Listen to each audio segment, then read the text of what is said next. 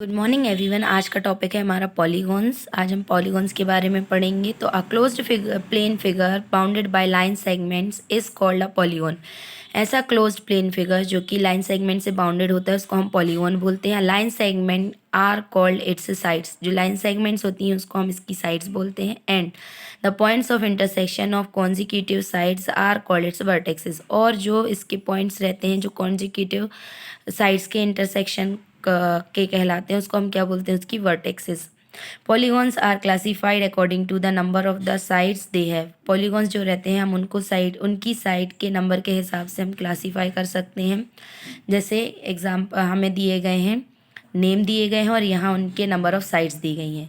तो पहला क्या है, ट्राइंगल। ट्राइंगल की कितनी साइड होती हैं, 3 होती हैं। 3 साइड को जो मिला के फिगर बनता है उसको हम क्या बोलते हैं, पॉलीगॉन बनता है, उसको हम क्या बोलते हैं, ट्राइंगल। फिर आता है क्वाड्रिलेटरल। तो क्वाड्रिलेटरल क्या होता है, जो 4 लाइन सेगमेंट से मिलके बनता है उसको हम क्या बोलते हैं, क्वाड्रिलेटरल। फिर पेंटागन, तो 5 साइड से मिलके जो पॉलीगॉन बनता है उसको हम पेंटागन बोलते हैं। हेक्सागन, जो 6 साइड से मिलके बनता है उसको हम हेक्सागन बोलते हैं। जो 7 साइड से मिलके बनता है उसको हम क्या बोलते हैं, हेप्टागन। फिर आता है ऑक्टागन। तो ऑक्टागन में क्या होता है, ऑक्टागन की जो साइड्स होती हैं वो कितनी होती हैं, 8 होती हैं। जो 8 साइड से मिलके बनता है उसको पॉलीगॉन बनता है उसको हम क्या बोलते हैं, ऑक्टागन। फिर आता है नोनागन। तो नोनागन क्या होता है, नोनागन ऐसा पॉलीगॉन होता है जो 9 साइड से मिलके बनता है। फिर आता है डेकागन। तो डेकागन क्या होता है, जो 9 साइड से मिलके पॉलीगॉन बनता है, सॉरी 10 साइड से मिलके पॉलीगॉन बनता है उसको हम बोलते हैं डेकागन। फिर नेक्स्ट क्या आता है, रेगुलर पॉलीगॉन। रेगुलर पॉलीगॉन क्या कहलाते हैं, तो a regular polygon is a polygon with all its sides and all its angle equal. जो रेगुलर पॉलीगॉन होता है वो एक ऐसा पॉलीगॉन होता है जिसकी सारी साइड्स जो होती हैं वो और इसके सारे एंगल्स जो होते हैं वो क्या होते हैं, इक्वल होते हैं। फिर नेक्स्ट आता है एरिया ऑफ पॉलीगॉन्स। क्या आता है, एरिया ऑफ पॉलीगॉन। तो as we have learned in previous class that the area of a quadrilateral can be found by splitting it into 2 triangles.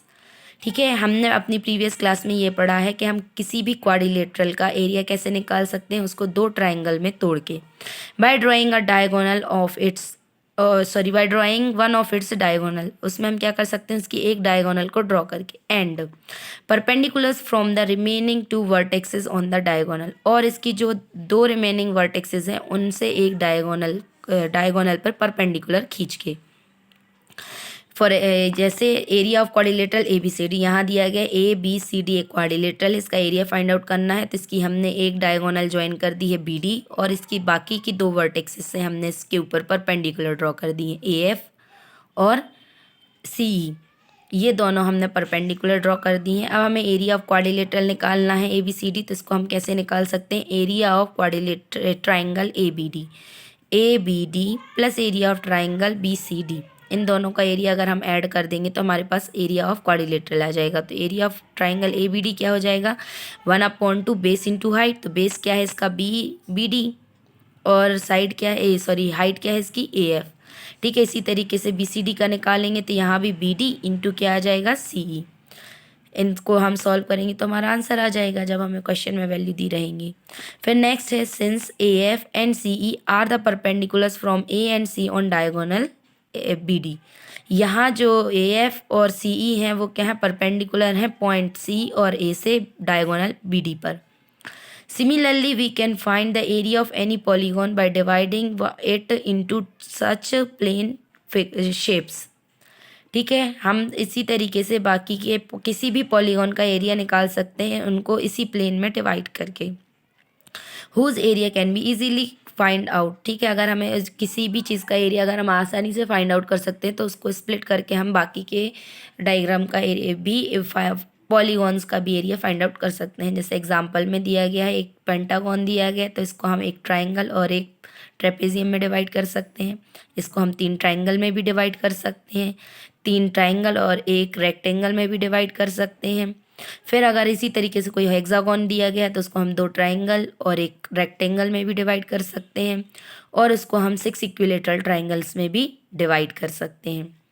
ठीक है। इनका हमारे पास, क्योंकि हमें इक्विलेटरल ट्रायंगल का एरिया निकालना आता है, ट्रायंगल रेक्टेंगल का एरिया भी हम आसानी से निकाल सकते हैं इसी, और ट्रेपेजियम का भी निकाल सकते हैं, इसीलिए हमने इनको स्प्लिट किया है।